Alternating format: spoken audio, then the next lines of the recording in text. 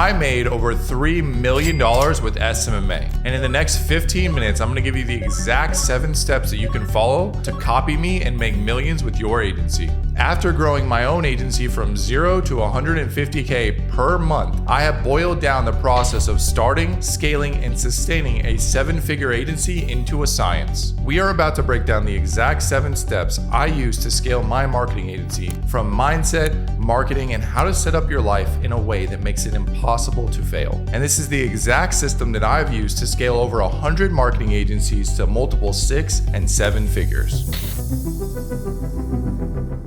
Starting off with one of the most important aspects, which is your actual mindset. I used to think that mindset was some woo-woo garbage that gurus use to convince you to buy their programs. But it actually has some solid merit in terms of changing your organizational aspects of your mind to accomplish your goals. Here's the thing, I've met all of your favorite gurus. There is nothing special about them. Most of them are just normal guys. But here's the thing, they know something that you don't know. If you see all of these people online, 18-year-olds in their mom's basement, down to 50-year-old dudes with multiple kids are hitting these crazy numbers online, why can't you? Firstly, you need to understand and know that it is possible. There are hundreds of kids every single month hitting $100,000 per month with their agency over and over again. In fact, hundreds, if not thousands of people have already hit $100,000 with this exact business model. There's nothing crazy special about them. They just know something that you don't know. I always wonder who's going to be the next Ty Lopez, the next Nathan Bentley, the next internet guru that changes their lives, come up with the next Lamborghini in my garage ad that dominates a market.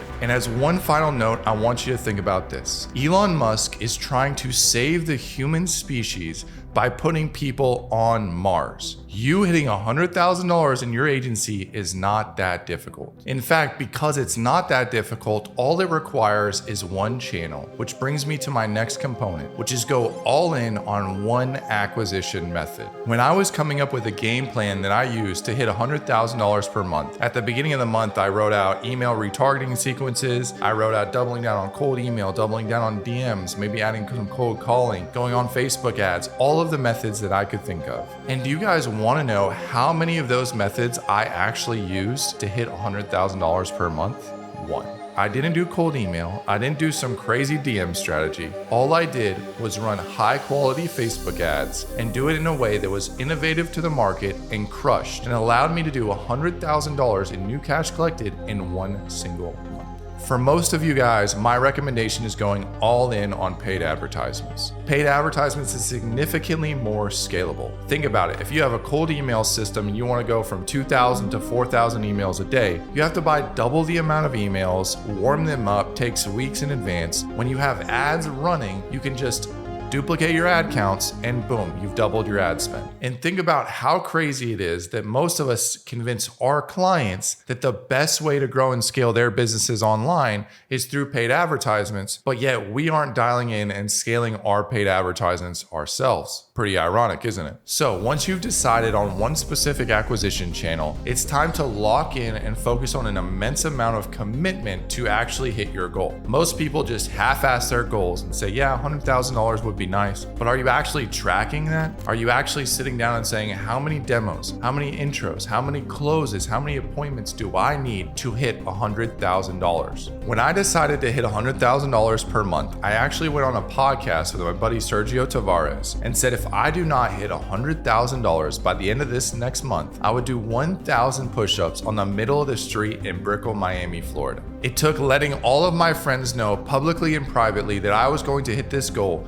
to really lock the in and dial all my efforts in towards this one specific thing, which led me to realize what it takes to properly lock in. Most of you guys just say, hey, I need to lock in, and you do like 6 hours of work without your cell phone. That's not locking in, that's a day of hard work. Congratulations. What it usually takes is multiple days and multiple weeks of consistent high quality effort to achieve these goals. So what I did is I actually went in after that podcast, I bought an Airbnb in the hood here in Miami, 600 square feet, locked myself in this Airbnb, got enough groceries for the entire month, and did not leave. I told my mom, hey, you're not gonna hear from me, all my friends, family, you're not gonna see me for this next month. I was gonna do whatever it takes to hit $100,000. It wasn't until I burned all the boats and socially and verbally committed to achieving my goals that I was able to go all in and hit that $100,000 a month. In summary, do not half-ass your goals. Do whatever it takes to lock in and hit your goals. Your ancestors used to leave their home for years at a time and go to fucking war. You locking in and typing on a keyboard for a few weeks is not that fucking difficult.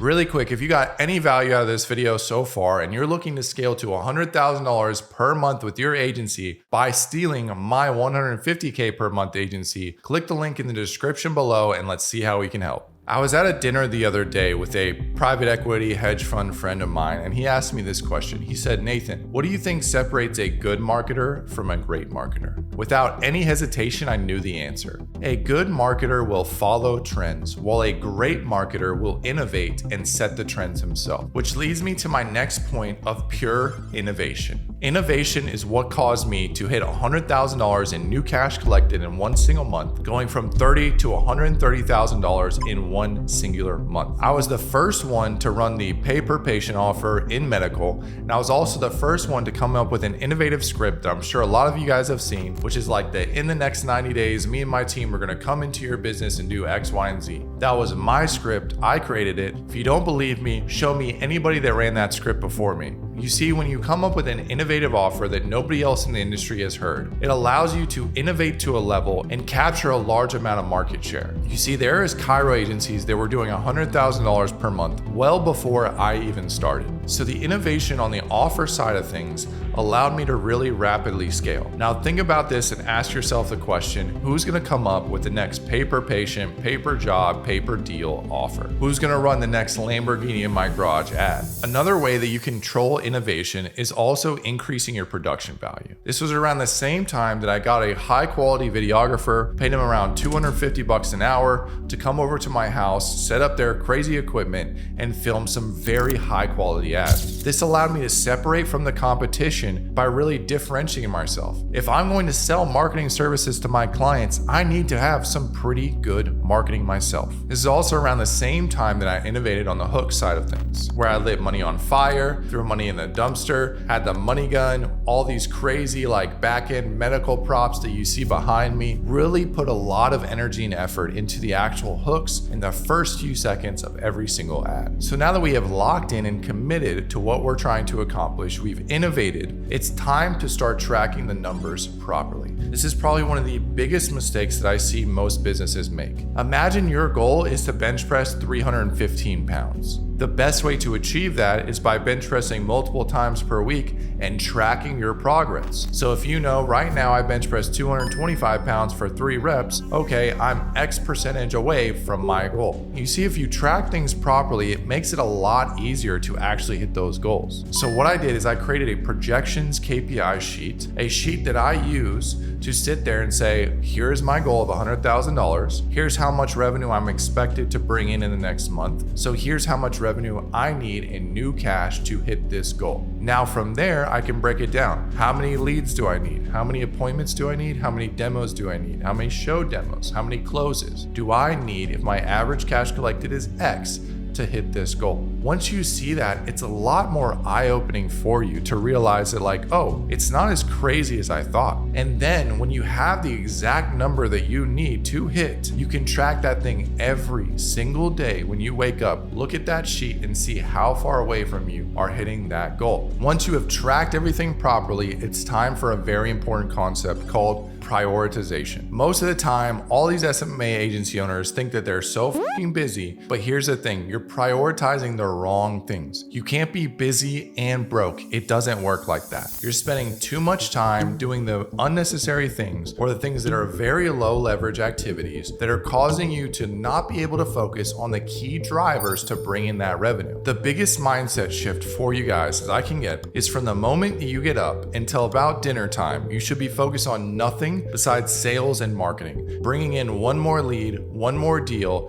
and one more paid client. Then after dinner, you can focus on all the automations, the tweaks, the systems, the processes. But if it's Tuesday at 3 p.m., you should not be updating a freaking go high level automation. That's procrastination. You're telling yourself that you're busy, but really you're doing some BS minuscule tasks that aren't really that high leverage towards accomplishing your goals. I'm not sure who initially coined this concept called SACA, which is set appointments and close appointments. Again, from the moment that you get up, you should be focused on setting appointments and closing appointments until around dinner time. When you're locked in during business hours, you need to be focused on getting new business. Don't update an automation or tweak at 2 p.m. on a Tuesday, guys. Finally, I want to leave you with this one important step, which is scaling is not perfect. For all you gym bros out there, think about the time that you bench press 135 or 225 for the first time. It's a little bit sloppy, you stutter, you might, be a little bit uneven, but you just have to get the rep up to know psychologically that you can accomplish and hit that 225 mark. Then once you've hit it the first time, I can do this. Next thing, the reps are a little bit cleaner. Then they get cleaner. Next thing you know, you're repping out that 225. It's a psychological barrier to hit, to know that you can actually fucking accomplish this. Do not expect things to be absolutely perfect. A lot of people procrastinate hitting these big goals because they think everything has to be perfect. Business is almost like you're jumping out of a plane and you have to assemble a parachute on the way down. If you are not feeling like shit is breaking on your rocket ship, you are not scaling fast enough. This is how business works. It should feel a little bit sloppy. It should feel like some of the nuts and bolts and pieces are breaking. That's how it works.